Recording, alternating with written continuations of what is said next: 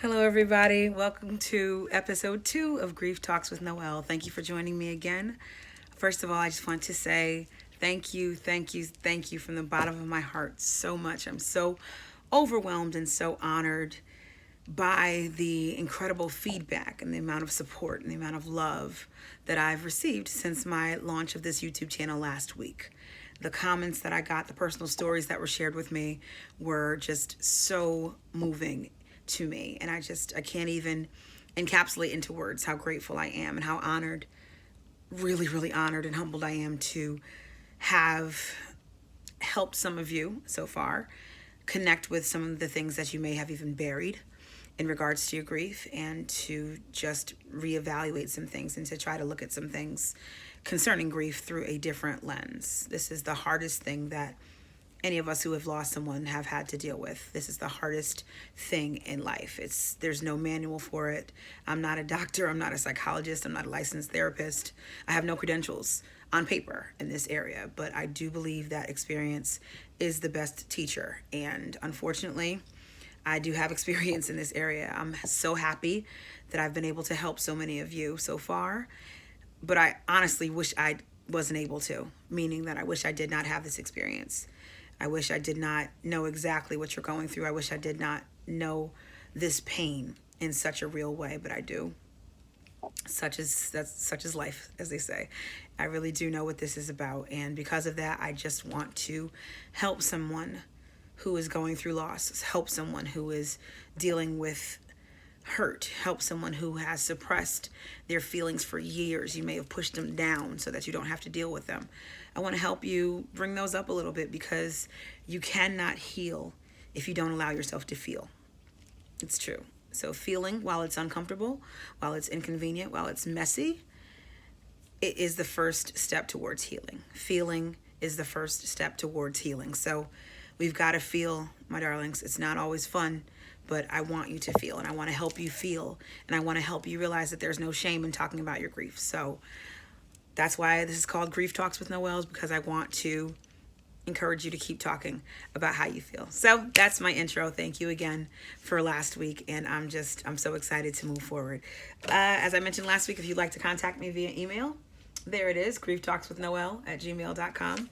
That's my email address. If you write me, I promise you I'll write you back. If you have suggestions for things that you'd like for me to talk about, or just some feedback about the episode that you happen to watch, whatever. You just want to say, hey, whatever works, okay? So today is December 25th.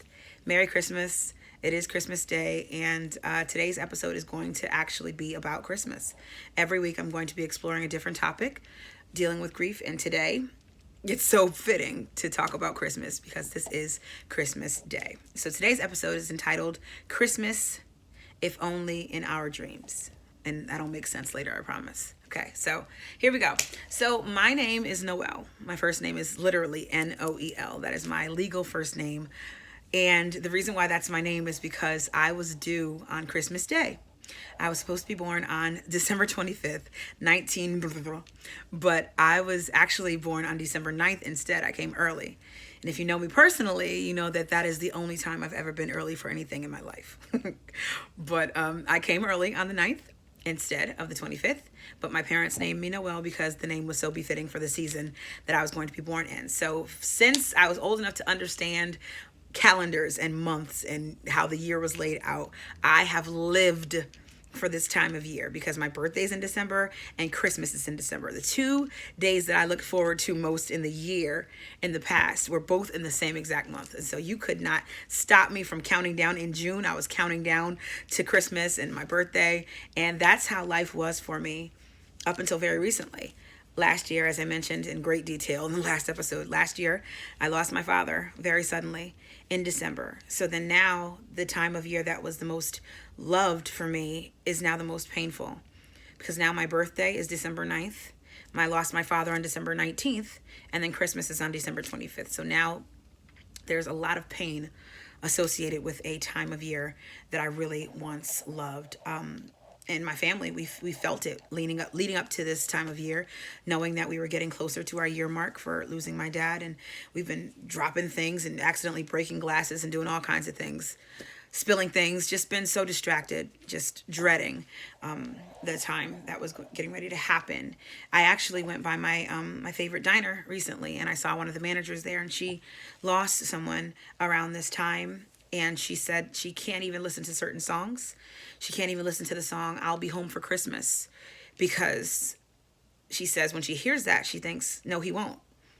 And so that song is very painful for her. So that song is kind of what I want to focus on today. That song in particular, "I'll Be Home for Christmas."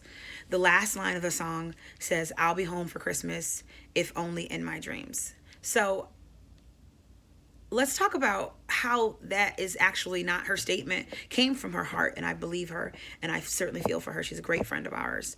But let's see if we can kind of analyze this a little bit and see if that might actually be true. So they say that a dream is a wish your heart makes. I got that from Cinderella. A dream is a wish your heart makes. That's Cinderella. When you're fast asleep. So let's think about that. So if a dream is something that your heart really is expressing, either consciously or subconsciously, then you dreaming about your loved one being home, or any dream that you have, is an expression directly from your heart. So as long as you're able to dream it, it's able to stay in your heart. So if you're able to keep that dream alive in your heart of having your loved one there, then it's possible for you to in some way feel their presence. Let me tell you what I mean.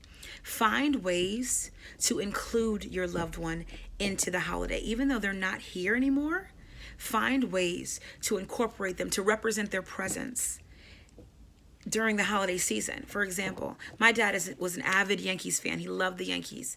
So I know he's not here physically anymore, and it breaks my heart. But I do all that I can to keep him with me. Although not physically, I want to still honor his presence. So at the top of our Christmas tree, after I decorated it, there is a rather large Yankees ornament that's right there, right by the star. So I can look at it. Every time I look at that tree, I see that Yankees ornament and I think of my father. So find ways to include your loved one into your holiday celebrations. Don't act like they were never there. Don't forget about them. Don't just shun their memory. There's nothing wrong with talking about them. Talk about them with each other. Talk about them with your family. Talk about them with other friends that you have. Keep their memory alive in your heart. Keep that dream of their existence alive in your heart. If there's a song that they loved, a holiday song that they loved, it might be painful for you to listen to it initially, and I'm not saying do that right away, but as you get stronger, or if you feel like you really want to connect to them, you might cry through it, but you'll also feel their presence in a way. It'll be bittersweet, but it will help you more to talk about it and to include them than it will if you don't. Remember, I said feeling is the first step towards healing. And so although feeling those feelings, direct reminders of your fallen loved one, might be painful, it might also help comfort you a little bit during this holiday season. So don't be afraid to perpetuate their existence in the form of things. Maybe they had a favorite fragrance or an activity they love to do. Maybe they were all about decorating Christmas cookies. I'm not sure what it is, but you know what it is that they love to do. Keep those things near and dear to your heart, and keep them, your loved one, near and dear to your heart by perpetuating their existence, especially during the holiday season. So like I said, for me, we used to have a tradition on Christmas Eve for my family. We wouldn't decorate the tree until Christmas Eve. So I couldn't handle doing that. I couldn't wait till Christmas Eve to decorate the tree because that was too much for me. But like I said, I modified the tradition a little bit to still include my dad. All my life we decorated the tree on Christmas Eve, and he's not here anymore to do that. So that was too much for me. But I modified the tradition, decorated the tree a little early, but I put his Yankees ornament right there at the top. So every time I see it, as I said, it's like he's right there with me. So his presence, his life, his love is something that I will hold in my dreams all the time. And if a dream is an expression of the heart, and if home is where the heart is, then maybe in some way, your loved one will always be with you. Not physically. I know that. We all want our loved ones back physically. But unfortunately, that's not really possible. But there are ways that we can keep them around during the holiday season. So even though he's not here physically, my daddy is not here with me physically, I have little things to remind me of his presence. My sister-in-law came up with this wonderful idea to enjoy some of his favorite things around this time. So my dad loved rainbow sherbet. He loved Breyer's vanilla ice cream, Pepsi, cheesecake. So we have been and are going to enjoy those things during this time. And it's difficult. It's hard. If anybody tells you that grief is easy, they are lying to you. I'm so sorry. I wish I could tell you it was easy. I'm not going to sugarcoat this for you. It's difficult, especially if this is your first year without your loved one. First holiday, all the firsts are going to be really hard. But I'm telling you, you might find some comfort in keeping their existence alive through things that you know that they loved. So, the song says, I'll be home for Christmas, if only in my dreams. And initially, we might feel like that's not true. They won't be here. But through things that they loved, through memories that they've given us, through trinkets even, I don't know, keepsakes, anything, traditions, it could be a little bit true. So, they'll be home for Christmas, if only in our dreams.